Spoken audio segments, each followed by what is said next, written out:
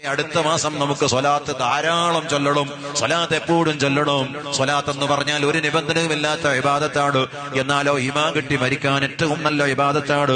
സുബ്ഹാനല്ലാഹ്, കഴിഞ്ഞുപോയ സാലിഹീകൾ മുഴുവനും പതിവാക്കിയ ഒരു ഇബാദത്തുമില്ലെങ്കിലും നമുക്ക് ആഖിറത്തിൽ ചൊല്ലുമ്പോ, ഓ തങ്ങളെ, അല്ലാഹ് ബഹുമാനിച്ച തങ്ങളെ, 1,00,000-ൽ പരം വരുന്ന പ്രവാചകന്മാർക്ക് അവസാനത്തെ കണ്ണിയാകുന്ന മദീനത്തെ തങ്ങളെ, മനസ്സാകുന്ന മാണിക്ക കൊട്ടാരത്തില് അനുരാഗമെന്ന അലങ്കാരം കൊണ്ട് പ്രതിഷ്ഠിച്ചു വെച്ചിട്ട് ഒരു സമയമുള്ള 5 വക്ത് ബാങ്കിലും 5 സമയമുള്ള ഒരു ദിവസമുള്ള 5 സമയത്തെ ബാങ്കിലോ ഉച്ചൈസ്തരം വിളിക്കപ്പെടുന്ന നാമമുള്ള തങ്ങളെ,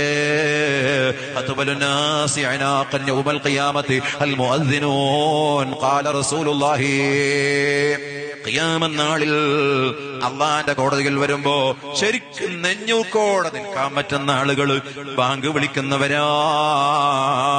കാരണം അവരെന്താണ് ചെയ്യുന്നതെന്നറിയാമോ?